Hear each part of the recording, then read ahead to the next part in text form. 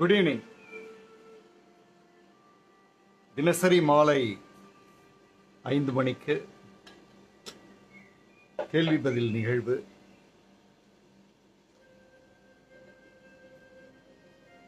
Plus புத்தக வாசிப்பு.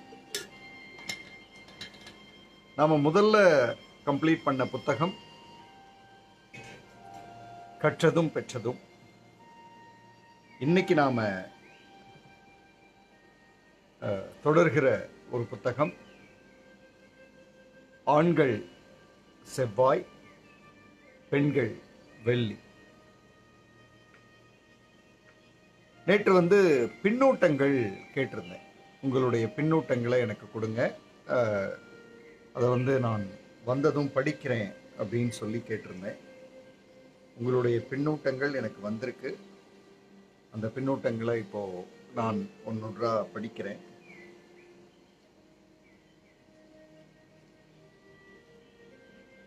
Good evening all. Good evening.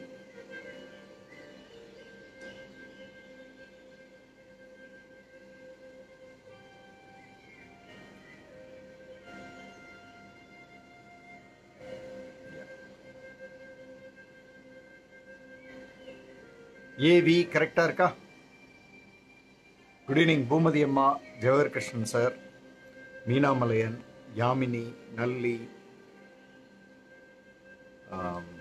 Seethalakshmi, Vijaya Pasupathi, Sridhar master, Mahathi, Vijaya அம்மா, அம்பிகா செந்தில், திங்கர் குமார், பீமராஜா ஆனந்தி, காளிமுத்து பழனிசாமி, குமரன் தேவராஜன், திங்கர் குமார். அப்பா அம்மாவுக்கு இனிய திருமண நாள் வாழ்த்துக்கள் சொல்லிடுறேன். லிஜா அஜித், சசிகலா அழகர் சாமி, கமலா மாமி, Rukku Jai, all of you good evening. இன்றைய நிகழ்வில் கேள்வி பதிலுக்கு போகிறதுக்கு முன்னாடி முதல்ல இந்த 5 PM லைவ் இதை பற்றிய ஒரு பார்வை, ஒரு ஃபீட்பேக், அதில் குறிப்பாக புத்தக வாசிப்பை பற்றிய ஒரு ஃபீட்பேக். இது அனுப்பினவங்க யாருன்றது நான் இதை படித்து முடிச்சுட்டு சொல்கிறேன்.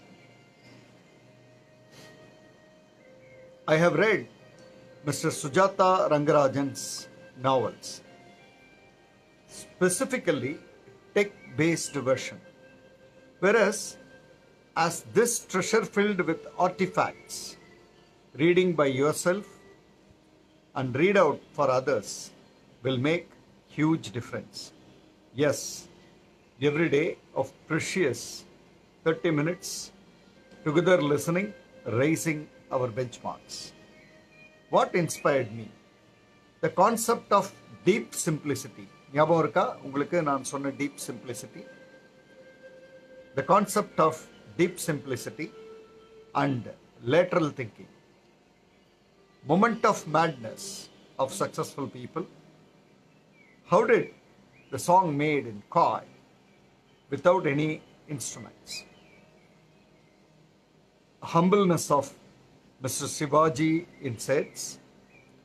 Similarity of Karl Marx and John Lennon with respect to thought process.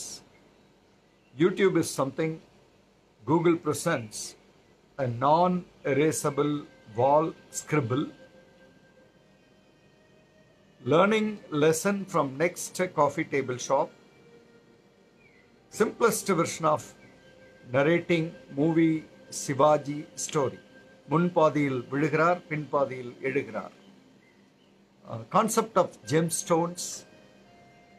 Reflects at home, gives peace.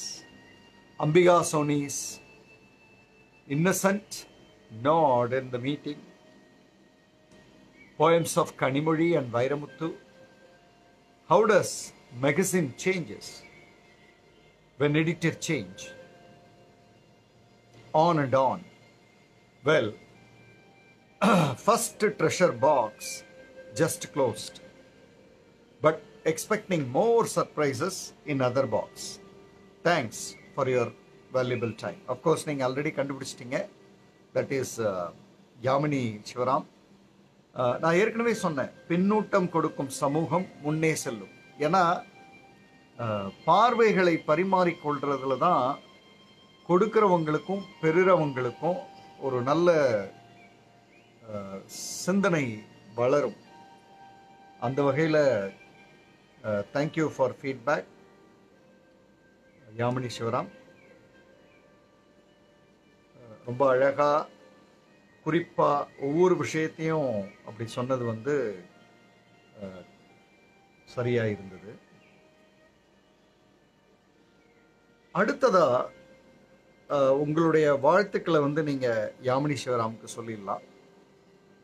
உங்களுடைய விஷஸை வந்து நீங்க சொல்லிடலாம். அடுத்ததா ஒரு ஃபீட்பேக். இது வந்து 5 PM லைவ்லேயே, அந்த 5 PM லைவ் ஃபேமிலி குரூப்லேயே பதியப்பட்ட ஒன்று. ஆனால் ரொம்ப சுருக்கமாக அழகாக எழுதப்பட்ட feedback. Bites from the pages. கற்றதும் பெற்றதும் புத்தக வாசிப்பில் ஓர் புதுமை.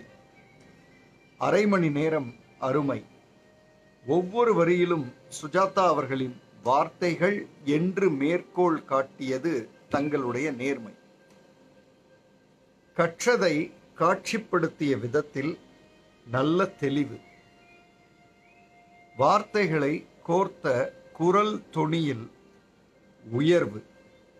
முகநூலில் காலங்களுக்கும் ஒரு நல்ல பதிவு. எல்லாம் சரி, உன் புரிதல் என்ன? 1000 வார்த்தையில் உள்வாங்கியதில் உன்னுடைய ஒரு வரி என்ன? மனதில் கேட்கிறது உங்கள் குரல். கற்றது ஒரு வாரம் எத்தனை புத்தகம் படிக்கிறோம் என்பது முக்கியமல்ல, ஒரு புத்தகத்திலிருந்து எந்த அளவு உள்வாங்குகிறோம் என்பதே முக்கியம்.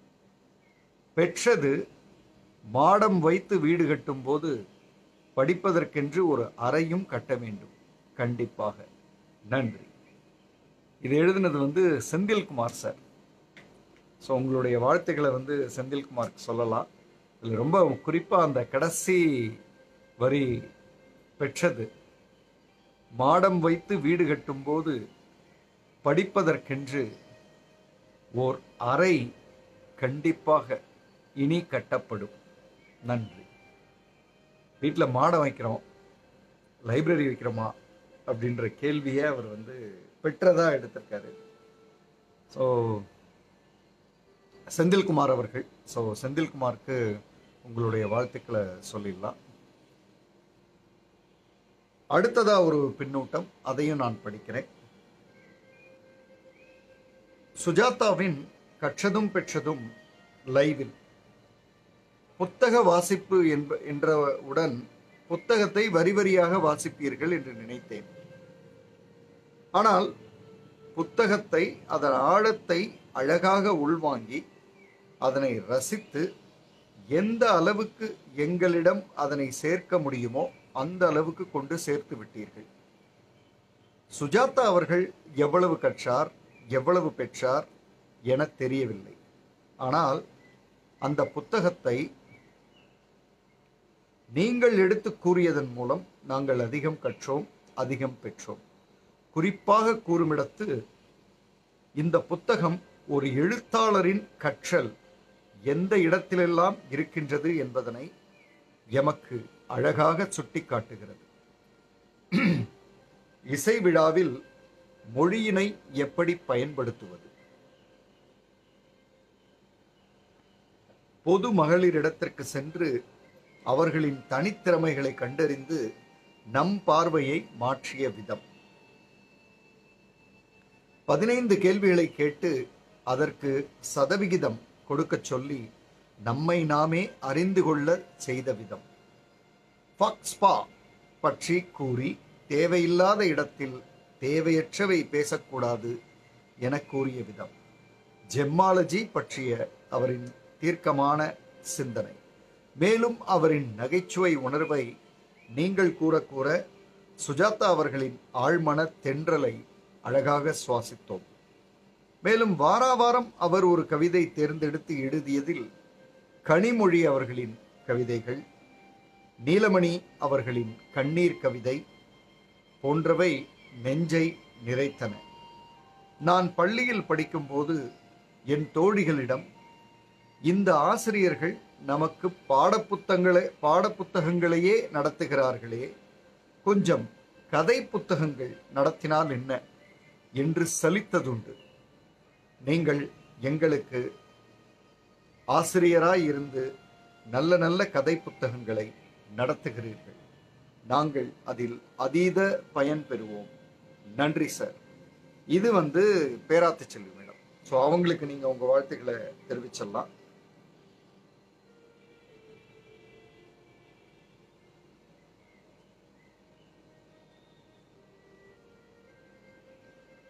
இது பேராத்து செல்வி மேடம்க்கு. ஸோ அதை நீங்கள் அவங்களுக்கு முதல்ல வாழ்த்துக்களை தெரிவிங்க. இன்னும் 2 பின்னூட்டங்கள் இருக்கு. ஒரு பின்னூட்டம், அதற்கு பிறகு இன்னொரு பின்னூட்டம். அதையெல்லாம் நான் படித்து முடிச்சிடுறேன். அதுக்கப்புறம் கேள்வி பதில் நிகழ்வு, அதுக்கப்புறம்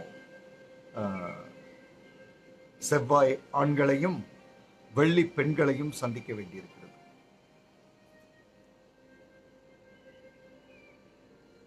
பேராத்து செல்விக்கு அவர்களுக்கு நீங்க உங்களுடைய வாழ்த்துக்களை சொல்லிடலாம். நான் அதுக்காக தான் வெயிட் பண்றேன். அது சொல்லிட்டீங்கன்னா அடுத்தது படிப்பேன்.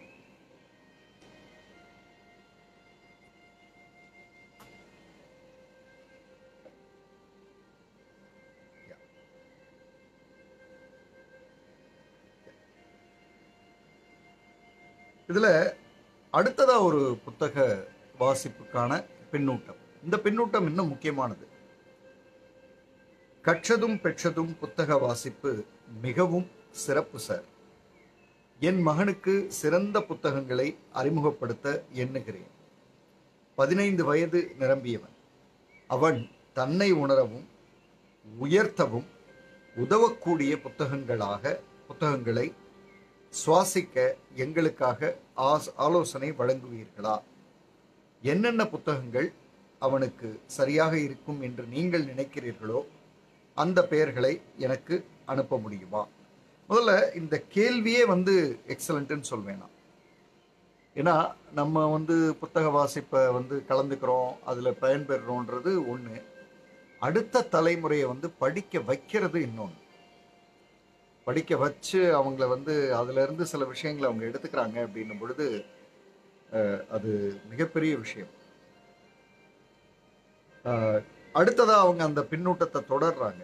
கற்றதும் பெற்றதும் புத்தக வாசிப்பின் மிகப்பெரிய பின்னூட்டமாக நான் நினைப்பதே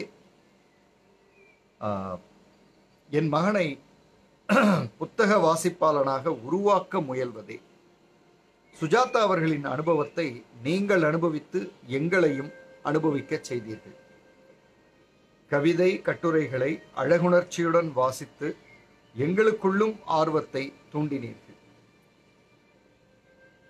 உங்களை வியக்கச் செய்யும் நிகழ்வுகளால், அவர் உங்களை வியக்கச் செய்யும் நிகழ்வுகளால் எங்களையும் வியக்கச் செய்து இனிவரும் காலங்களில் இப்படித்தான் புத்தக வாசிப்பு இருக்க வேண்டும் என உணர்வு ஊட்டியுள்ளீர்கள். புத்தக பகிர்வின் முக்கியத்துவம் உங்களால் அறிந்தோம். நன்றி. இது சசிகலா அழகர்சாமி அவங்களுடைய பின்னூட்டம். ஸோ அவங்களுக்கு நீங்கள் உங்களுடைய வாழ்த்துக்களை கொடுத்துடலாம். சசிகலா அழகர்சாமி மேடம் அவங்களுக்கு உங்களுடைய வாழ்த்துக்களை நீங்கள் சொல்லலாம். கடைசி பின்னூட்டம் ஒன்று பெண்டிங் இருக்கு. இதுவரை நான் படித்தது எல்லாமே புத்தக வாசிப்பை பற்றி நீங்கள் என்ன நினைச்சிங்கன்னு எனக்கு சொன்னது. இப்போ நான் படிக்க போகிற பின்னூட்டம் அந்த 5 PM லைவ் புத்தகம் பற்றிய பின்னூட்டம்.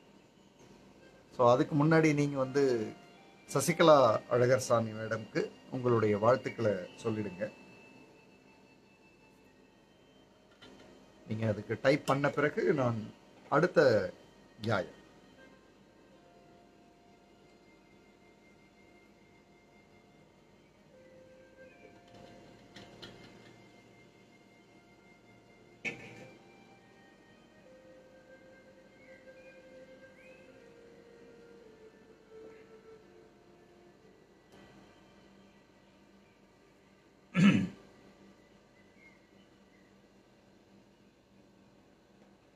ஓகே, 5 PM லைவ் புத்தகம் வாசிப்பு. ஒருத்தங்க வந்து வாசிச்சே முடிச்சிட்டாங்க. புத்தகத்தை வாங்கி சாப்டர் பை சாப்டராக படித்து சாப்டர் பை சாப்டர் பின்னூட்டம் கொடுத்து கடைசியில் அவங்க படித்து முடிச்சிட்டாங்க. முடித்து ஃபீட்பேக்கையும் கொடுத்துட்டாங்க, பின்னூட்டத்தையும் போட்டுட்டாங்க. அதை எழுதின பரத் ஸ்ரீனிக்கு இந்த பின்னூட்டத்தை நாம் படிக்கிறது ரொம்ப முக்கியமானதுன்னு நான் நினைக்கிறேன். ஏன்னா நான் ஏற்கனவே சொன்ன மாதிரி 25 மணி நேரம் பேசியதை பொறுமையாக கேட்டு அதனுடைய வார்த்தைகள் ஒரு வார்த்தை ஒரு வரி விடாமல் அதை அழகாக கொண்டு வந்து எழுத்தில் கொண்டு வந்து சேர்க்கிறது அப்படின்றது வந்து பரத் ஸ்ரீனியோட ஒரு மிகப்பெரிய முயற்சி. அந்த முயற்சிக்கு முதல் பின்னூட்டம் புத்தகத்தை படித்து முடித்து வந்துருச்சு. ஸோ அந்த பின்னூட்டத்தை நம்ம படிக்கலாம். புத்தக பின்னூட்டம் 5 PM லைவ். புத்தக அட்டை கண்கவரும் வகையில் அமைந்திருப்பது சிறப்பு. புத்தகம் படிப்பதற்கு அட்டை முதலில் நம்மை கவர வேண்டும். ஜெய் ஜென் அவர்களின் முன்னுரை அசத்தல். தலைப்பு வேர் முதல் இலை வரை பிரமாதம். 5 PM லைவ் தொடர்ந்து கேட்டு அதிலிருந்து பெற்ற அனுபவமாய் பரத் ஸ்ரீனியின் உரை அருமை. திருமதி கிருத்திகாதரன், திருமதி அனுத்தமா, திரு குமார், திருமதி ஆஷா பாக்யராஜ் அவர்களின் வாழ்த்துரைகள் மிகவும் சிறப்பு. Crisp and clear. வாழ்த்துக்கள் நால்வருக்கும். கருப்பு வெள்ளைக்கு இடையே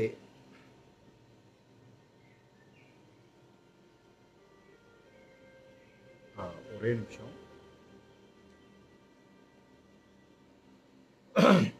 கருப்பு வெள்ளைக்கு இடையே சற்றென்று நீல நிறத்தில் கண்டென்ட்ஸ். நல்ல ஆரம்பம். ஒவ்வொரு கட்டுரைக்கும் தமிழிலும் ஆங்கிலத்திலும் தலைப்பு குறிப்பிட்டது பாராட்டுதலுக்குரியது. ஒவ்வொன்றிற்கும் திருமதி அனுத்தமா அவர்களின் போஸ்டர் அருமை. அவர்களுக்கும் வாழ்த்துக்கள். இப்போ அனுத்தமா அவங்களுக்கு போஸ்டருக்கு வாழ்த்துக்கள்னு சொன்னால் நீங்களும் இங்கே சொல்லிடலாம்.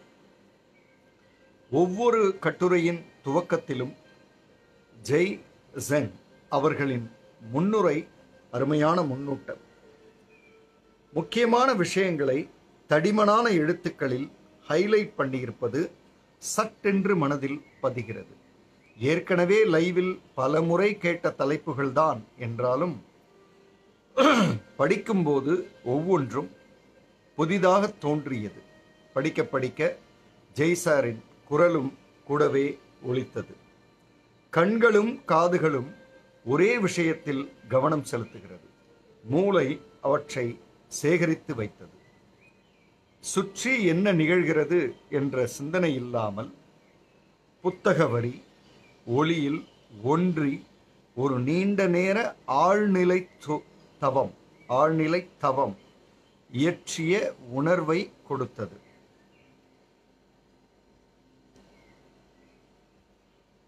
சில தலைப்புகளை 2 முறை படித்தேன். அது மனதில் நன்றாக பதிய வேண்டும் என்பதற்காக பல பாயிண்ட்டுகளை குறிப்பெடுத்து வைத்துள்ளேன். படிக்க படிக்க மனதில் ஏதோ ஒரு உத்வேகத்தை கொடுக்கிறது.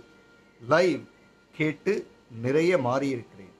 புத்தகம் படிக்கும் பொழுது இன்னமும் நன்றி. ஒளி வடிவில் கொடுத்ததை எழுத்தில் மிகச் சிறப்பாக சிரத்தையாக திரு பரத் ஸ்ரீனி அவர்கள் வடித்துள்ளார்.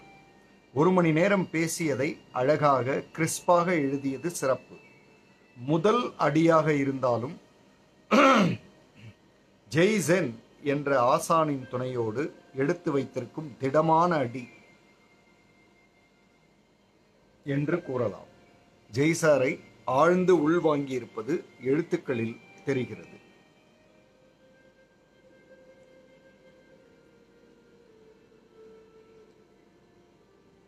படங்கள் அருமை. பார்க்கும்போது அந்த இடத்திற்கு சென்றது போன்ற உணர்வை தந்தது. தீபா மாலிக் படங்களை பகிர்ந்தது குறிப்பிடத்தக்கது. குறை இல்லை, என் கருத்து இது. கடைசி கட்டுரை படித்ததும் அடுத்து என்னவாக இருக்கும் என்ற ஆவலில் பக்கத்தை திருப்பினேன். சற்றென்று திரு பரத் ஸ்ரீனி அவர்கள் முடித்துவிட்ட உணர்வு. ஜெய்சர் ஒரு முடிவுரை எழுதியிருக்கலாம் என்று தோன்றியது. கூடவே ஆசிரியர்கள் இருவரின் குறிப்புகளை படத்தோடு கொடுத்திருக்கலாம் என்றும் தோன்றியது. மொத்தத்தில் எல்லோரும் படித்து பயன்பெற வேண்டிய ஒரு புத்தகம். எல்லா வயதினருக்கும்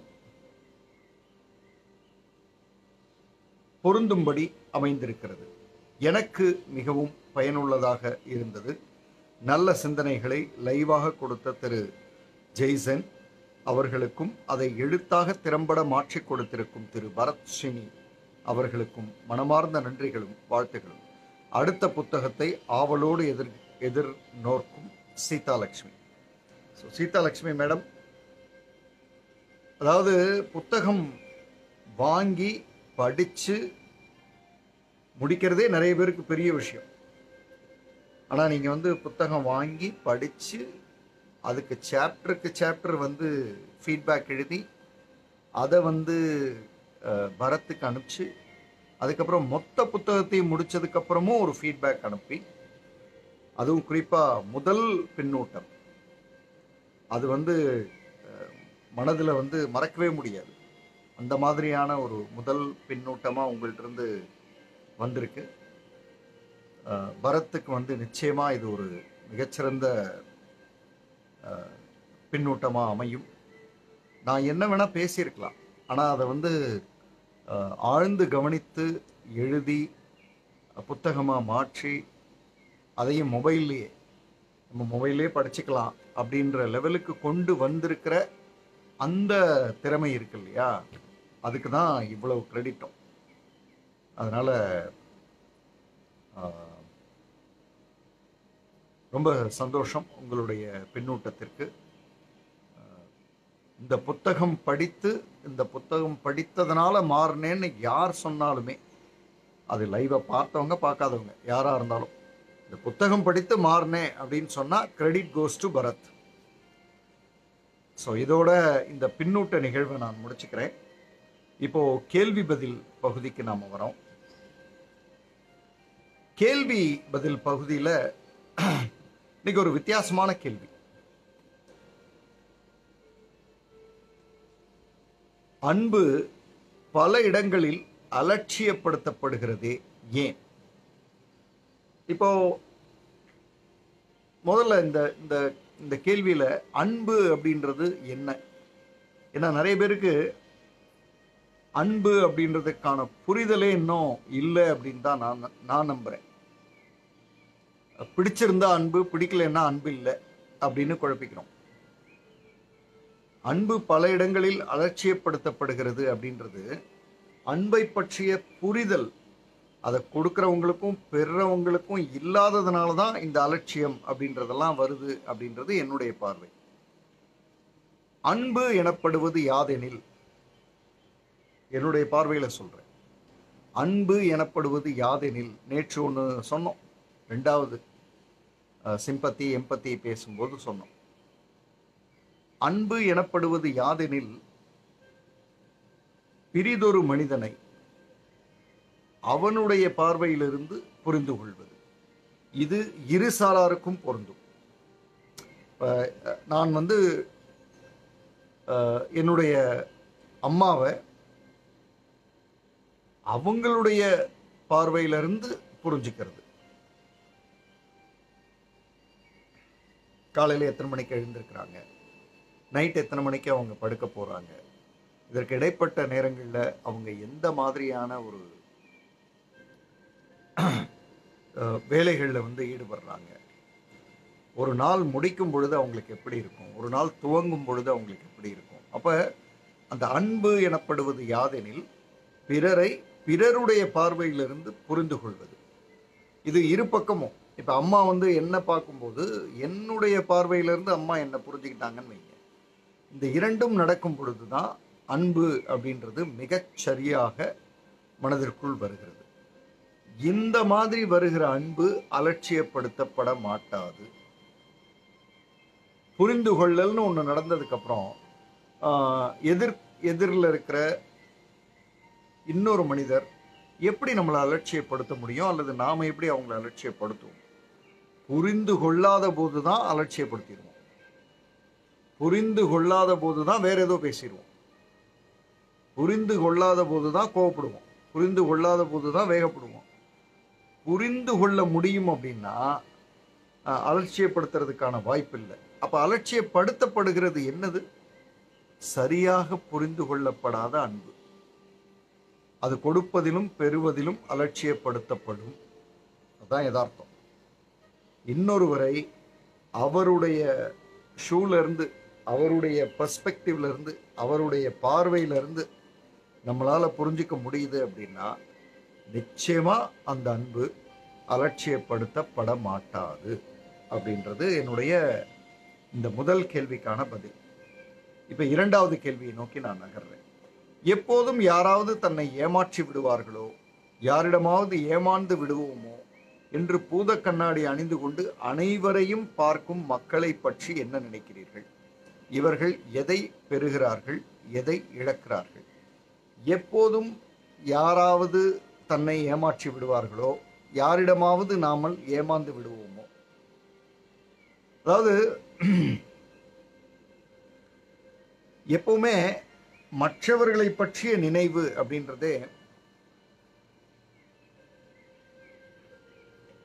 தன்மேல் நம்பிக்கை குறையும் பொழுதுதான் வரும். என் மேல நம்பிக்கை இல்லை, அப்பதான் மற்றவங்க நம்மளை எங்கேயாவது ஏமாத்திடுவாங்களா, இல்லை மற்றவங்களை நாம எப்படி ஏமாத்தலாம் அப்படின்ற அந்த பார்வையே வரும். அப்ப இவர்கள் எதை பெறுகிறார்கள், எதை இழக்கிறார்கள்? தன் மேல நம்பிக்கை இல்லாததுனால அந்த கான்ஃபிடென்ஸ் நம்ம சொல்லுவோம் இல்லையா, நம்பிக்கையோட வாழறது, அதை இவங்க அனுதினமும் இழந்துட்டே இருப்பாங்க. எதை பெறுகிறார்கள்? ஒரு விதமான நம்பகத்தன்மையற்ற வாழ்க்கையே பெறுவாங்க. யாரை பார்த்தாலும் சந்தேகமாவே பார்ப்பாங்க. காலையில இருந்து தூங்கி எந்திரிச்சு நைட்டு திரும்ப படுக்கிறதுக்குள்ள இன்னைய தேதி அனுபவங்கள்ல ஒரு 3 பேரை லிஸ்ட் அவுட் பண்ணி இவங்களை இனிமே நம்பவே கூடாது, ஒருவேளை இவங்களை நம்பக்கூடாதோ அப்படின்னு டெய்லி அந்த லிஸ்ட்டை சேர்த்துக்கிட்டே வருவாங்க. ஒரு ஒரு ஒரு 2 வருஷம் கழிச்சு அவங்கள பார்த்தீங்கன்னா ஒரு 120 பேர் லிஸ்ட் வச்சிருப்பாங்க. இவங்களை மட்டும் நம்பிடாதீங்க, மீதி உலகத்தில் நீங்க யாரை வேணா நம்பலாம், மீதி உலகத்துல யாரை வேணா நம்பலாம்னு ஏன் சொல்றாங்க? ஏன்னா இன்னும் அவங்கள இவங்க பார்க்கல. அவங்கள பார்த்தாங்கன்னா அவங்கள்ட்ட எதையாவது தப்பு கண்டுபிடிச்சு நம்பாதீங்க அப்படின்னு சொல்லிட்டே இருப்பாங்க. தன்னை நம்புகிறவன் இன்னொருவரால் ஏமாற்றப்பட மாட்டான். தன்னை நம்புகிறவன் இன்னொருவரை ஏமாற்ற நினைக்க மாட்டான். தன்னை நம்புகிறவன் பெறுவதும் கொடுப்பதும் அதிகம், இழப்பது எதுவுமே இல்லை. மீண்டும் சொல்றேன் இந்த வார்த்தை, தன்னை நம்புகிறவன் பெறுவதும் கொடுப்பதும் மிக மிக மிக மிக அதிகம், ஆனால் இழப்பது எதுவும் இல்லை. இதுதான் அந்த கேள்விக்கான பதில். அடுத்த கேள்வி பிறருக்கு நம் மீது நம்பிக்கை ஏற்பட நாம் என்ன செய்ய வேண்டும்? பிறருக்கு நம் மீது நம்பிக்கை ஏற்பட அப்படின்னு ஒரு சிந்தனைக்கே நம்ம போக வேண்டியதில்லை. அது அவங்க பிரச்சனை. அவங்க நம்மளை நம்புறாங்க, நம்பாம போறாங்க. நம்ம என்ன பண்ணலாம்னா, காலையில எழுந்து இரவு படுக்கிறதுக்குள்ள நமக்கு ஒரு கமிட்மெண்ட் இருக்கு, இதெல்லாம் நம்ம செய்யணும்.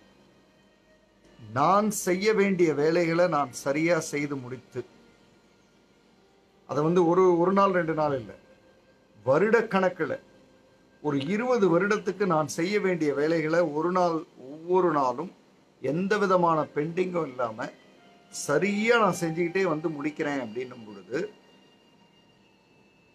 பிறருக்கு நம் மேல் நம்பிக்கை ரொம்ப நேச்சுரலா சாதாரணமா வரும். ஆனா பிறருக்கு நம்ம மேல நம்பிக்கை வரணுன்றதுக்காக நாம ஏதோ பண்ண ஆரம்பிச்சோன்னு வைங்க, அது நடிப்பாக மாறும். இந்த உலகின் மிகச்சிறந்த நடிப்பு அதுதான். அப்ப இட் won't work. ஸோ என்னுடைய ஒரு பார்வை, பிறர் நம்மை நம்புவதற்கு என்ன செய்ய வேண்டும் அப்படின்னு நாம எதையாவது பண்ண ஆரம்பிச்சோம்னா it's going to be an act, ஒரு ஆக்டிங்காக இருக்கும். நாம் செய்ய வேண்டிய வேலை அதை வந்து சிறப்பாக செய்தோம்னா, நீண்ட வருடங்களுக்கு செய்தோம்னா, இந்த உலகம் யதார்த்தமாக நம்மளை நம்ப ஆரம்பிக்கும். அதனால அதுதான் அந்த கேள்விக்கான பதில். அடுத்த ஒரு கேள்வி, டைரி எழுதும் பழக்கம் இன்று வழக்கொழிந்து விட்டதே, இது பற்றி என்ன நினைக்கிறீர்கள்? ரொம்ப நல்ல ஒரு கேள்வி. உங்களில் எத்தனை பேர் டைரி இப்பவும் எழுதுறீங்கன்னு தெரியல. ஆனால் இப்போ டைரியினுடைய ஒரு ஃபோக்கஸ் வந்து மாறிடுச்சுன்னு நினைக்கிறேன். நான் டைரி வந்து இன்னொருத்தரோட டைரியை நம்ம படிக்கவே கூடாதுன்னு சொன்னோம். ஏன்னா அதில் வந்து தனக்கு மிக நெருக்கமான விஷயங்களை எழுதியிருப்பாங்க. ஆனால் உங்களுக்கு ஒரு ஆச்சரியம் சொல்லட்டுமா, இன்னைக்கு பல பேருடைய முகநூல் பக்கங்கள் டைரியாக தான் மாறிடுது. அதுலேயும் இன்னொரு ஆச்சரியம் என்னன்னா, அவங்களுடைய டைரியை உலகத்தில் இருக்கிறவங்க எல்லாரும் படிக்கணுன்ற மாதிரியான ஒரு டைரியாக மாறிடுச்சு. ஸோ டைரி இப்போ வேற ஒரு ஃபார்மேட்டுக்கு வந்துருச்சுன்னு நான் நம்புறேன். பொது தளம் வந்து முகநூல், ஃபேஸ்புக், அதில் இதை வந்து பதியலாம், இதை பதியக்கூடாது அப்படின்லாம் இருக்கு. ஆனாலும் சில பேருடைய எழுத்துக்களெல்லாம் நான் கவனிக்கும் போது அவங்க கிட்டத்தட்ட அது ஒரு ஓப்பன் டைரியாக தான் பயன்படுத்துகிறாங்க. அதே மாதிரி வாட்ஸ்அப்பில் வர்ற ஃபார்வர்ட் மெசேஜஸ். ஆக என்னை பொறுத்தளவு அந்த டைரி எழுதுகிற பழக்கம்ன்றது இப்போ கொஞ்சம் உருமாறி இருக்கு அப்படின்னு நான் நம்புகிறேன். ஆனால் இன்றும் டைரி எழுதுகிற மனிதர்கள் உண்டு. டைரி எழுதுறதுல ஒரு ஒரு மிக சிறப்பான விஷயம் என்னன்னா, ஒரு 10 வருடம் கழித்து உங்க தாட்ஸை போய் படிச்சீங்கன்னா உங்களுக்கே ஆச்சரியமா இருக்கும். இன்னைக்கு வாடுற வாழ்க்கையோட ஈஸியா கம்பேர் பண்ணிக்க முடியும். இப்படியெல்லாம் ஒழுங்கா தான் இருந்திருக்கேன், இப்பதான் கெட்டு போயிட்டேன் அப்படின்றதும் ஒரு டைரியை படிக்கும்போது வரும். அப்போ எவ்வளோ ஆட்டம் போட்டிருக்கேன், இப்பதான் கொஞ்சம் திருந்தி நல்லா இருக்கேன் அப்படின்ற பார்வையும் டைரியை படிக்கும் பொழுது வரும். இன்னொன்று வரும், என்னுடைய 10 வருஷத்துக்கு முன்னாடி இருக்கிற டைரி எடுத்து படித்து பார்த்தேன், அப்பவும் நான் இதே மாதிரி தான் யோசிச்சிருக்கேன், இப்போவும் நான் அதே மாதிரி தான் யோசிக்கிறேன் அப்படின்ற சிந்தனையும் வரும். So we never know. Diary எழுதுறதுனுடைய அழகே அதுதான். வருட கணக்கில் பின்னாடி போய் பார்த்தோம்னா ஒரு சாதாரண பிரச்சனையை நாம் எவ்வளவு பெரிய விஷயமா ஆக்கியிருக்கோம் அப்படின்றது நமக்கு புரியும். இப்போ பெரிய பெரிய பிரச்சனைகள் எல்லாம் ரொம்ப சாதாரணமாக ஃபேஸ் பண்ணிட்டு இருக்கோன்றதும் நமக்கு புரியும். வழக்கொழிய கூடாது மிக நல்ல ஒரு பர்சனல் பயோகிராஃபி டைரி. அதாவது நீங்கள் எழுதாத உங்களை பற்றிய புத்தகம். எழுதாதன்னு நான் எழுதுறேனே சார், டைரியில் எழுதுறேன்னா எழுதுறீங்க, ஆனால் உங்களுக்கு மட்டுமான ஒரு புத்தகமாக அது இருக்கு. எப்பவுமே எழுத்து மற்றவங்களுக்கு பயன்படலைன்னா அது எழுத்தே இல்லை. ஸோ அந்த டைரின்றது உங்களுக்கு மட்டுமே பயன்படுகிற ஒரு விஷயமா இருக்கு. ஆனால் ரெஃபரன்ஸ் யோசிச்சா ரொம்ப ஆச்சரியமா இருக்கும். ஸோ அது மாதிரி இந்த கேள்விக்கான பதிலை நான் சொல்றேன். இன்னும் ஒரே ஒரு கேள்வி பார்க்கலாம், பார்த்துட்டு நாம வந்து அடுத்த இதுக்கு போகலாம். ஆண் குழந்தைகளுக்கு ஒழுக்கம் கற்பிப்பது மிகவும் முக்கியம். கரெக்ட். பெண்களை மதிப்புடன் பார்க்கவும் பழகவும் வைக்க வேண்டும். கரெக்ட்.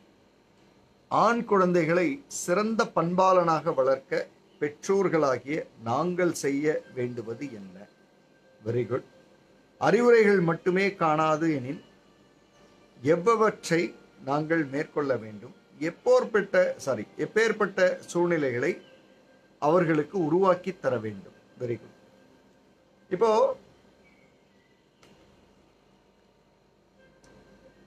பொதுவா சொல்லப்படுகிற ஒரு வாசகம், பெண் பிள்ளைகளை கொஞ்சம் அடக்கி வைக்கணும், அவங்க வந்து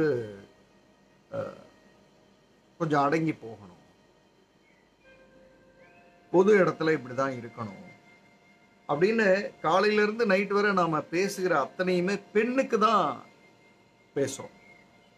ஆணுக்கும் பெண்ணுக்கும் பொதுவில் வைக்கணும் அப்படின்ற ஒரு பார்வை உண்டு நம்ம கிட்ட. அப்ப அப்படி பார்க்கும்போது பெண்ணுக்கு வைக்கிற அந்த மாதிரியான விஷயங்களை வைக்கிற நாம ஆணுக்கு என்ன வைக்கிறோம் அப்படின்னா, அவன் ஆம்பளை, அவன் ஆண் பிள்ளை, அவன் பொழைச்சிக்குவான் அப்படின்னு ஒரு கலோக்கியலா ஒரு டேர்ம் வந்து பேசும். அந்த அந்த ஒரு பார்வையை யோசிக்கும் போது இந்த கேள்வி ரொம்ப முக்கியம். ஆண் குழந்தைகளுக்கு ஒழுக்கம் கற்பிப்பது மிக முக்கியம். அதுல கடைசி கேள்வியா அவங்க சொல்றது என்னன்னா, எப்பேற்பட்ட சூழ்நிலைகளை அவர்களுக்கு உருவாக்கணும். நீங்க பெண்கள் சார்ந்த பிரச்சனைகளை நாம வந்து ஆண் குழந்தைகள்கிட்ட பேசணும், அல்லது பெண்கள் சந்திக்கிற பிரச்சனைகளை நம்முடைய குழந்தைகள், சிறு குழந்தைகளா இருந்தாலும் சரி, டீனேஜ் குழந்தைங்களா இருந்தாலும் சரி, பார்க்கிற மாதிரியான இடங்களுக்கு நாம போகணும். இப்போ ஒரு ஒரு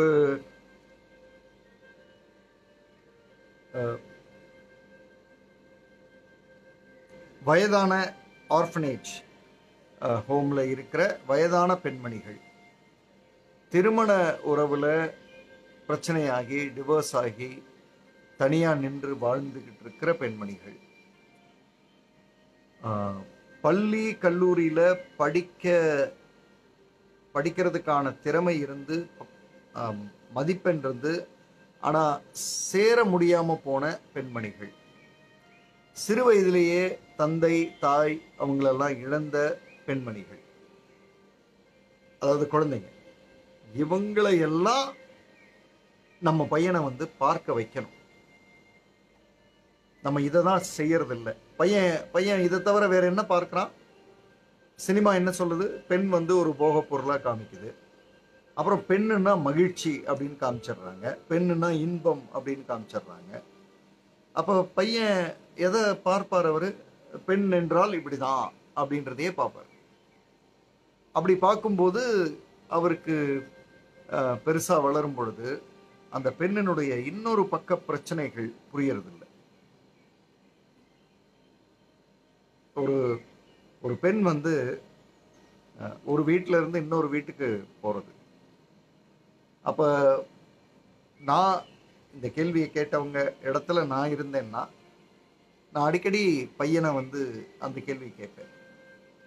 திருமணத்துக்கு பிறகு நீ உன் மனைவி வீட்டுக்கு போயிடுறியா அப்படின்னா, நீங்க பொதுவா இந்த மாதிரி எல்லாம் கேட்டோம்னா குழந்தைங்க முகத்துல ஷாக் வந்துடும். நான் இங்கதான் இருப்பேன். சரி, திருமணம்ன்றது அவங்களுக்கு ரொம்ப பிக் சப்ஜெக்ட் அப்படின்னு நினைச்சா, வேண்டாம், நீ வந்து இப்ப ஒரு வேலை பார்க்க போற வெளியூர்ல, அப்ப அங்கேயே செட்டில் ஆயிடுவியா? இங்க வீட்டுக்கெல்லாம் வரமாட்டியா? இந்த பக்கமே நீ வரமாட்டியா? அதுதான் ஊரா? அதுதான் உன்னுடைய ஆதார் கார்டில், உன்னுடைய டிரைவிங் லைசன்ஸ்ல எல்லாத்துலேயுமே அந்த பேரை தான் போடுவியா? அங்க இருக்கிற விஷயங்களை தான் உன்னுடைய அடையாளமா காட்டுவியா? அப்படின்ற கேள்வியை கேட்டா பையனுக்கு வந்து எந்த வயசுல பையன் இருந்தாலும், நோ, எனக்கு வீடு தான் அடையாளம் அப்படின்னு சொல்றது ரொம்ப யதார்த்தமா நடக்கும். அப்ப அந்த டைம்ல வீடு தான் அடையாளம், எனக்கு ஊர் தான் அடையாளம், எங்க அப்பா அம்மா தான் அடையாளம் அப்படின்னு சொல்ற அத்துணை அடையாளங்களையும் இழந்துட்டு தானே ஒரு பெண் வந்து திருமணத்துக்கு பிறகு இன்னொரு வீட்டுக்கு வராங்க.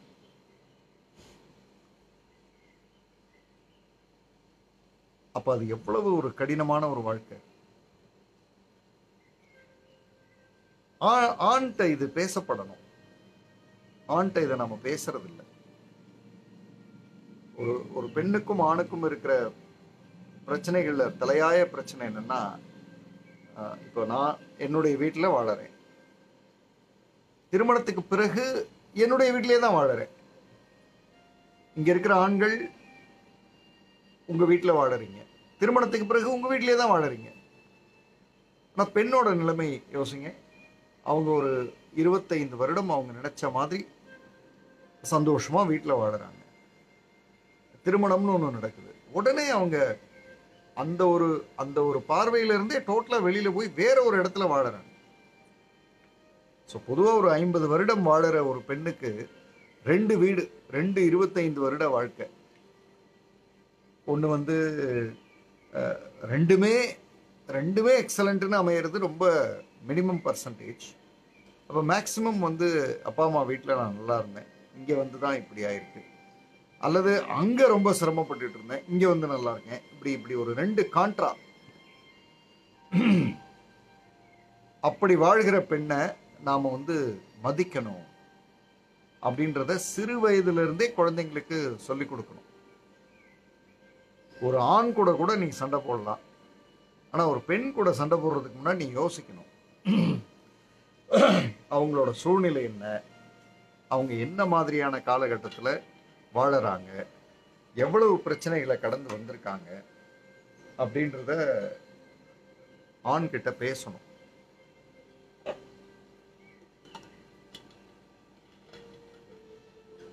அது கோகிலா வள்ளிநாயகம் சொல்லியிருக்கிற ஒரு பதில் இப்போ நாம் அடுத்து பார்க்க போகிற வெள்ளி பெண்கள் செவ்வாய் ஆண்கள் அந்த புத்தகத்தில் இதற்கான நீங்கள் சொல்றதுக்கான இன்னொரு பார்வை கிடைக்கும். ஒரு 2 நிமிஷம் வெயிட் பண்ணுங்க, இந்த கேள்விக்கான பதிலை முடிச்சுட்டு நான் அதுக்கு வரேன். 45 years experience expecting the same wavelength from 25 years.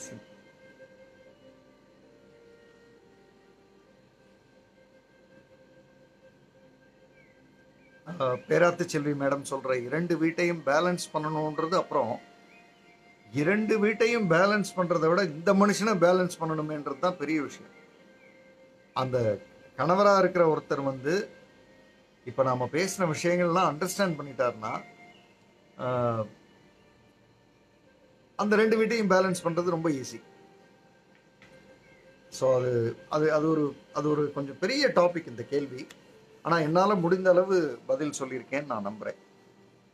இப்போ வந்து நாம் புத்தக வாசிப்புக்கு போவோம். செவ்வாய் ஆண்கள், வெள்ளி பெண்கள். நேற்று வரை 13 பக்கங்களை முடிச்சிருக்கோம், 91 பக்கங்கள்ல. இன்னைக்கு நாம இந்த புத்தகத்துல பார்க்க போகிற ஒரு விஷயம் வந்து ரொம்ப முக்கியமானது. கவனிங்களேன். செவ்வாய் அப்படின்னு ஒரு கிரகம் இருக்கு. அந்த கிரகத்துல ஆண்கள் வசிச்சு வராங்க. அந்த கிரகத்துக்கு எந்த விதத்திலையும் சம்பந்தம் இல்லாத வெள்ளி அப்படின்னு இன்னொரு கிரகம் இருக்கு, இன்னொரு பிளானட். அங்க வந்து பெண்கள் வசிச்சு வராங்க. ஏதோ ஒரு காலகட்டத்தில் இந்த செவ்வாய் ஆண்கள் வெள்ளி கிரகத்தை போய் பார்க்கணும், எக்ஸ்ப்ளோர் பண்ணி பார்க்கணும், அந்த வெள்ளி கிரகத்துல என்ன இருக்குன்னு போய் பார்க்கணும் அப்படின்னு போறாங்க. இந்த ஆண்கள் போய் வெள்ளி கிரகத்துல இறங்கும் பொழுது பெண்ணை அப்பதான் பார்க்குறாங்க. பெண்ணை ஃபர்ஸ்ட் டைம் பார்க்கும்போது இவங்களுக்கு நம்மள மாதிரியே ஒரு கிரியேச்சர்ஸ், இவங்களோட இந்த கிரகத்து பழக்க வழக்கங்கள்லாம் என்ன அப்படின்னு பார்க்குறாங்க. அப்போ இந்த ஆண்களுக்கு அது மிகப்பெரிய வியப்பா இருக்கு. ஒரு நம்ம வந்து வேட்டையாடுறோம், இவங்க வந்து வேட்டைக்கு போறதில்லை, இருக்கிறதுல என்ன அருகாமை உணவுகள் என்னவோ அதை சாப்பிட்றாங்க. அப்படியே நமக்கு வித்தியாசமா இருக்காங்க. நம்ம வந்து கொஞ்சம் உரக்க பேசுறோம், ஆனா இந்த வெள்ளி பெண்கள் உரக்க பேசுறது இல்லை. நம்ம வந்து இன்னைக்கு என்ன பிரச்சனையோ அதை முடிக்கணும்னு நினைக்கிறோம், ஆனா இந்த வெள்ளி பெண்கள் வந்து நீண்ட கால பிரச்சனைகளை தான் பேசுறாங்க. 10 வருஷம் கழிச்சு எப்படி இருக்கும், 20 வருஷம் கழிச்சு இது எப்படி வரும் அப்படின்றத யோசிச்சு பேசுறாங்க. அப்படின்னு இந்த ஆண்கள், அதாவது செவ்வாயில இருந்து வந்த ஆண்கள் வெள்ளி கிரகத்துல இருக்கிற பெண்களை பார்த்து வியக்கிறாங்க. கவனிங்க, நான் இப்ப ஒரு கதை மாதிரி சொல்றேன், ஏன்னா அந்த புத்தகத்திலையும் அது கதையா தான் சொல்லப்படுது. இப்போ இந்த 2 பேரும் சேர்ந்து, அதாவது செவ்வாய் ஆண்களும் வெள்ளி பெண்களும் சேர்ந்து பூமி அப்படின்ற ஒரு கிரகத்தை பார்க்கறாங்க. 2 பேருக்கும் என்ன தோணுதுன்னா, அந்த கிரகத்தை போய் பார்க்கணும், அந்த கிரகத்துல என்ன இருக்குன்னு எக்ஸ்ப்ளோர் பண்ணணும், அதை போய் கொஞ்சம் பார்த்தா பரவாயில்ல அப்படின்னு டிராவல் பண்றாங்க. டிராவல் பண்ணி பூமி அப்படின்ற கிரகத்துக்கு வராங்க. பூமி அப்படின்ற கிரகத்துக்கு வந்து அங்க வீடுகள் இருக்கு. அந்த வீடுகள்ல இவங்க இந்த ஆண்களும் இந்த பெண்களும் வாழ ஆரம்பிக்கிறாங்க. இப்பதான் முதல்ல அவங்களுக்குள்ள பிரச்சனை வருது. செவ்வாய் கிரகத்துல ஆண் இருந்தவரை, வெள்ளி கிரகத்துல பெண் இருந்தவரை, செவ்வாய் கிரகத்துல இருந்து ஆண் அப்பப்போ வந்து பார்த்துட்டு போகிறவரை பிரச்சனையே இல்லை. ஏன் பிரச்சனை இல்லைன்னா, ஆண்னா இப்படிதான், பெண்ணா இப்படிதான் அப்படின்னு அவர்களால் புரிந்து கொள்ள முடிந்தது. ஆனா இந்த 2 பேரும் கிளம்பி பூமிக்கு வந்தாங்க பாருங்க. பூமிக்கு வந்ததுக்கு பிறகு தான் செவ்வாயிலிருந்து வந்த ஆண் அப்படின்றத ஆணும், தான் வெள்ளியிலிருந்து வந்த பெண் அப்படின்றத பெண்ணும் மறந்து போறாங்க. பூமின்றது ஒரு ஒரு காமன் பிளாட்ஃபார்மா இருக்கு. அப்பதான் முதல்ல ஆண் என்ன பண்றாரு, நான் சொல்ற மாதிரி நீ இருக்கணும் அப்படின்ற வார்த்தைக்கு வரார். அதே மாதிரி பெண் அதெல்லாம் கிடையாது, இங்க இப்படிதான், நான் சொல்ற மாதிரி தான் வரணும் அப்படின்னு இவங்க 2 பேருமே பூமின்ற பொது இடத்துல தங்களுடைய ஆளுமையை முன்னிறுத்த முயற்சி பண்றாங்க. இங்கதான் பிரச்சனை ஆரம்பிக்குது. இது ஒரு கதையாக சொல்லப்பட்டிருக்கு இந்த புத்தகத்துல.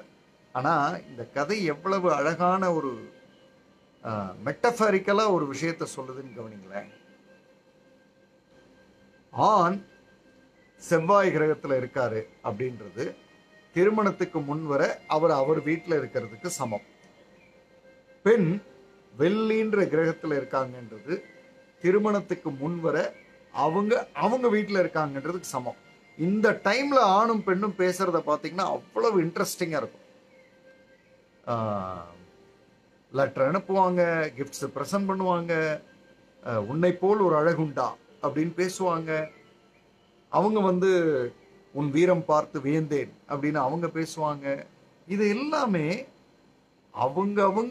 அவங்களுடைய கிரகத்துல இருக்கிற வரை அழகா நடக்குது. ஆண் வந்து செவ்வாயிலையும் பெண் வந்து வெள்ளியிலையும் இருக்கிற வரை இது அழகா நடக்குது. இந்த 2 பேரும் கிளம்பி நேரா பூமிக்கு வந்த பிற்பாடு, இங்க பூமின்னு குறிப்பிடுறது வந்து திருமணம்.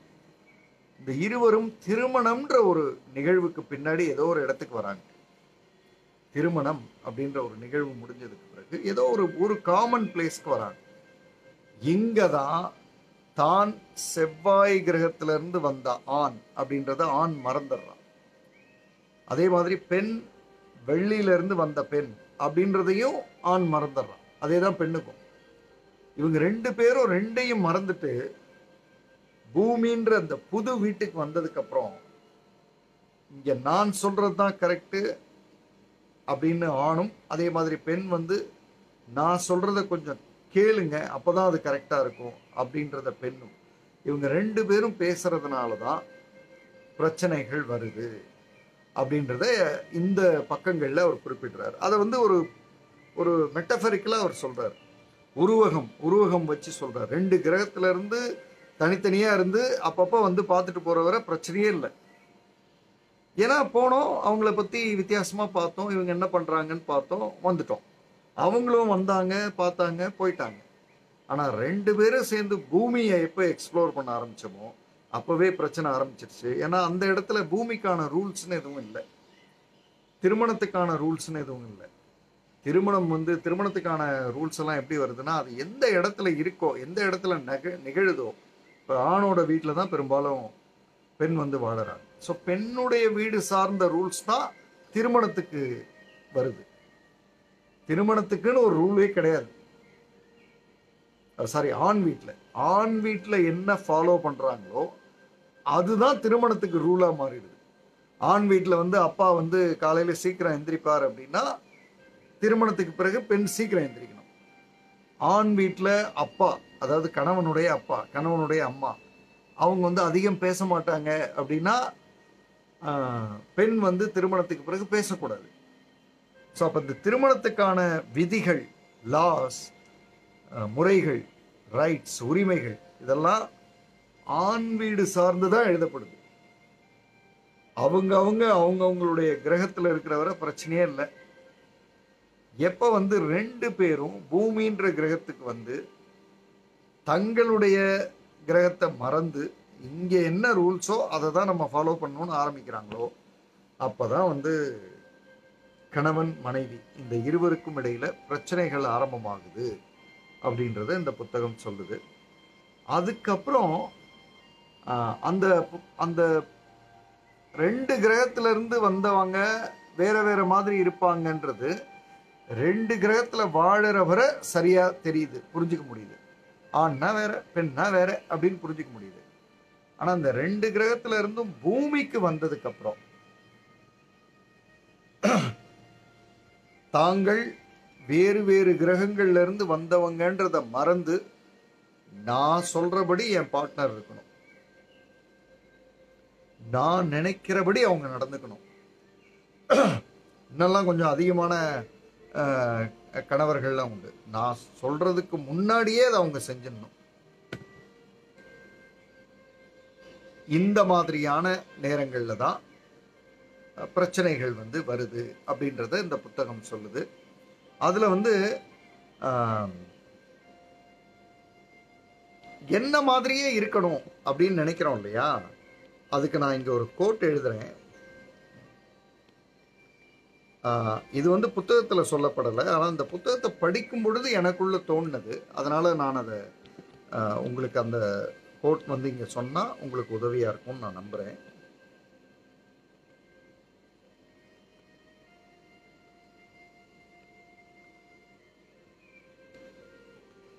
இப்போ என்ன மாதிரியே அவங்க இருக்கணும் அப்படின்னு மனைவி நினைக்கிறதும், என்ன மாதிரியே அவங்க இருக்கணும் அப்படின்னு கணவன் நினைக்கிறதும், அதுக்கு பேரு மிரரிங் அப்படின்னு சொல்லுவாங்க. மிரரிங் அப்படியே பிரதிபலிக்கிறது. நம்ம தெரிஞ்சோ தெரியாமலோ பெஞ்ச் மார்க்கும் அப்படிதான் செட் பண்றோம். படங்களும் அதைத்தான் சொல்லுது. படங்கள் என்ன சொல்லுது, அவங்க கணவர் நினைக்கிறத மனைவி செஞ்சிட்டாங்கன்னா அவங்க வந்து எக்ஸலண்டான மனைவி அப்படின்லாம் சொல்லுது. Mirroring is not love. அது காதல் இல்லை, அது புரிதல் இல்லை. ஆண் பெண் உறவுல என்ன மாதிரியே அவங்க, என்ன மாதிரியே அவரு அப்படின்னு சொல்றது முக்கியமான விஷயம் இல்லை. அப்படி இருக்கவும் வாய்ப்பு இல்லை. ஏன்னா நீங்க செவ்வாய் கிரகத்துல இருந்து வந்திருக்கீங்க, அவங்க வெள்ளியில இருந்து வந்திருக்காங்க. அதை மாற்றவே முடியாது. அதை மாற்ற நீங்க முயற்சி பண்றீங்க அப்படின்னா அடிப்படையில கை வைக்கிறீங்க, பிரச்சனைகள் வரப்போகுதுன்னு அர்த்தம்.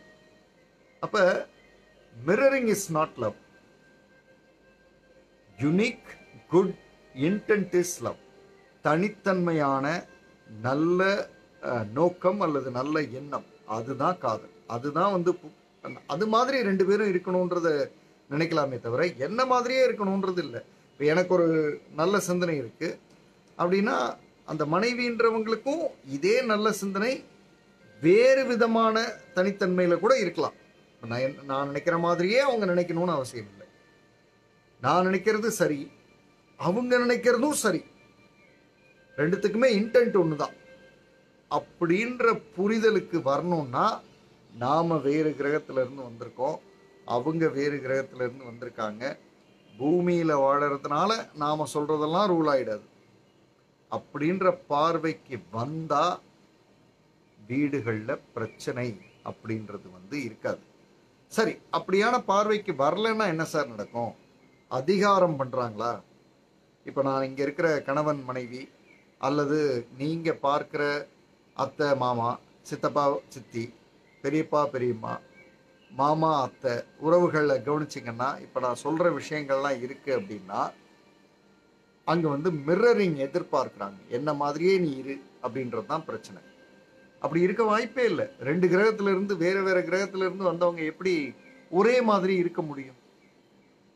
சரி, அப்படி இல்லைன்னா என்ன சார் நடக்கும்? அதிகாரம் செய்யறது நடக்கும்.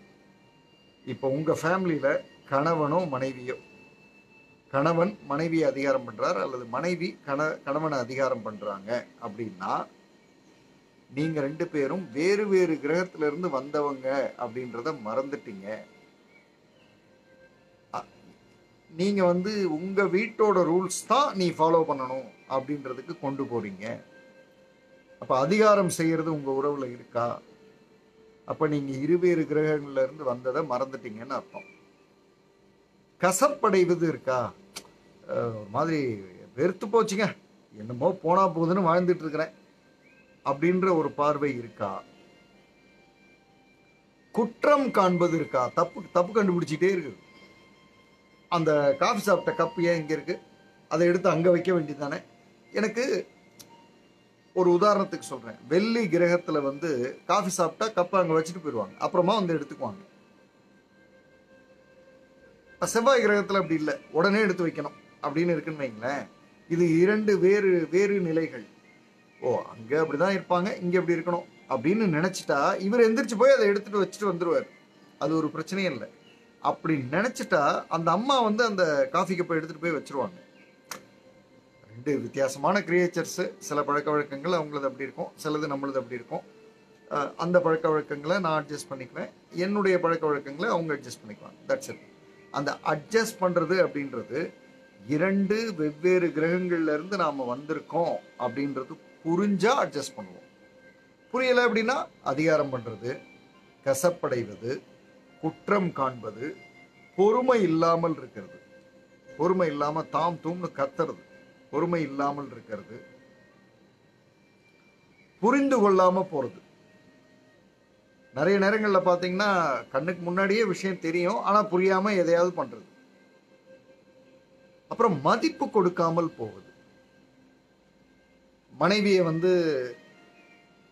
கணவனுடைய அப்பா அம்மா முன்னாடி தான் திட்டுறது, கணவரை வந்து மனைவியோட அப்பா அம்மா முன்னாடி மனைவி வந்து வித்தியாசமா பேசுறது. ஸோ இந்த விஷயங்கள் எல்லாம் நடக்கும். எப்ப நடக்கும்? ரெண்டு பேரும் ரெண்டு கிரகத்துல இருந்து வந்தவங்க கொஞ்சம் வித்தியாசமா தான் இருப்பாங்க. இவங்க நினைக்கிற மாதிரியே அவங்க இருக்க முடியாது, அவங்க நினைக்கிற மாதிரியே இவங்க இருக்க முடியாது. Mirroring is not love, unique good intent is love. ரெண்டு பேருக்கும் நல்ல நோக்கம் இருக்கும், ஆனா அது ஒன்னா இருக்கணும்னு அவசியம் இல்லை.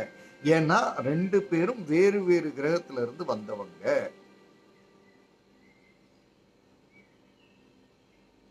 அப்படின்னு இப்ப நான் சொன்னதை நீங்க புரிஞ்சுக்கிட்டீங்கன்னா இந்த புத்தகத்துல 91 பக்கங்கள் கொண்ட இந்த புத்தகத்துல 18 பக்கங்களை நீங்க முடிச்சிட்டீங்கன்னு அர்த்தம்.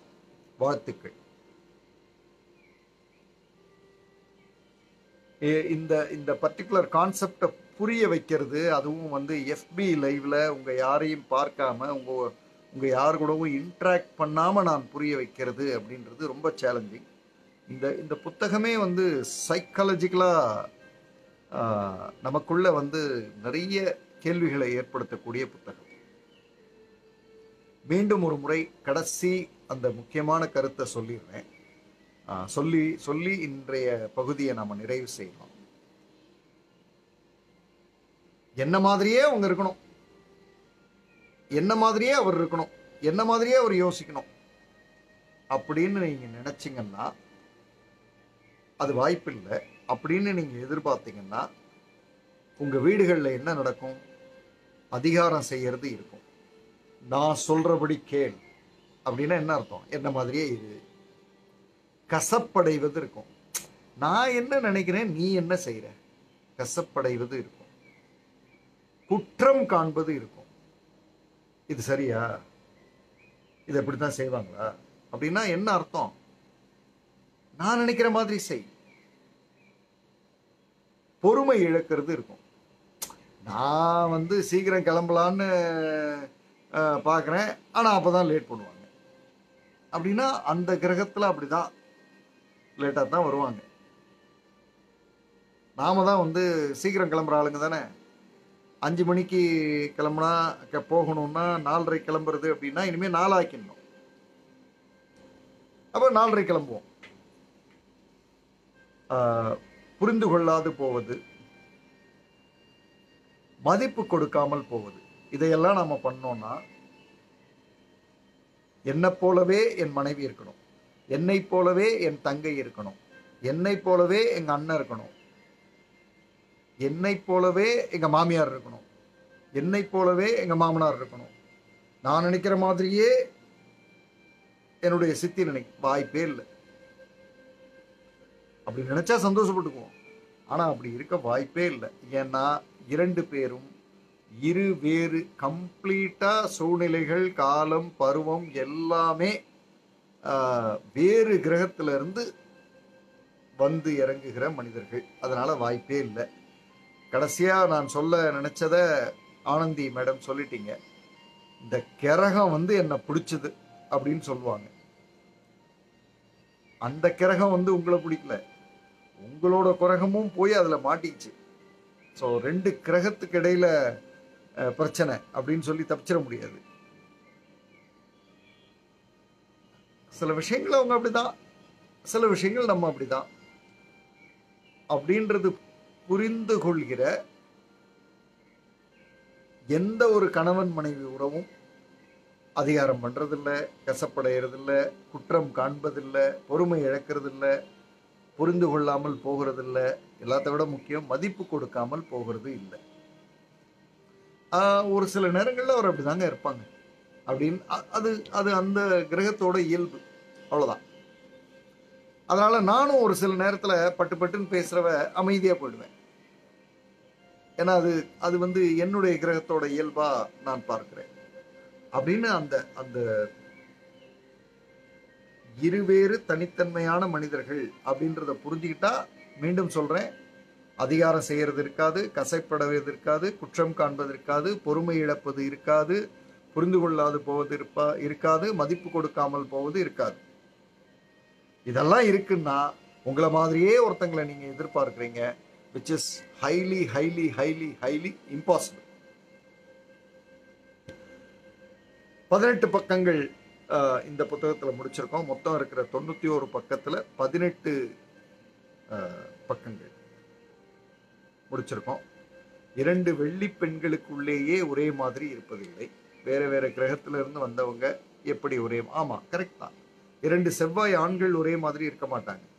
மாமனாரும் கணவரும் ஒரே மாதிரி இருக்க மாட்டாங்க. ஆனா மாமனார் வந்து என்ன மாதிரியே என் மருமகள் வேணும்னு எதிர்பார்ப்பாரு. இதை விட கொடுமை எதுவும் இல்லை. மாமியாரும் மகளும் ஒரே மாதிரி இருக்க மாட்டாங்க. ஆனா மாமியார் வந்து மாப்பிள்ளை வந்து நம்மள மாதிரிங்க அப்படின்வாங்க. மக அது கொஞ்சம் எனக்கு அவங்களுக்கும் ஒத்து வராதுங்க அப்படின்வாங்க. ரொம்ப ஆச்சரியமா இருக்கும். ஸோ கவனிப்போம். ஸோ இதோட இன்றைய நிகழ்வை நான் நிறைவு செய்கிறேன். இந்த புத்தகத்தை படித்து முடிக்கும் பொழுது நம்முடைய குடும்பங்களில் சில மாற்றங்கள், ஒரே ஒரு மாற்றம் வந்தால் அது மிகப்பெரிய விஷயம். மற்ற புத்தகங்கள் மாதிரி இதை சாதாரணமாக தனியாக நம்ம வாசிக்கும் போதே வாசித்து கடந்துட முடியாது. ஒரு சில கேள்விகள் நம்மளை என்னமோ பண்ணும். இப்போ இந்த வாசிப்பு முறையில் நிச்சயமாக இன்னும் சில கேள்விகள் அது மனசுக்குள்ள எழுப்பும்னு நான் நம்புகிறேன். இதோட நிறைவு செய்கிறேன். Stay safe, follow rules, stay within. இன்னைக்கு எப்படி இருந்தது அப்படின்ற பின்னூட்டத்தை நீங்கள் டைப் பண்ணலாம். அதை நான் அப்புறம் படித்து தெரிஞ்சுக்கிறேன். Love you all.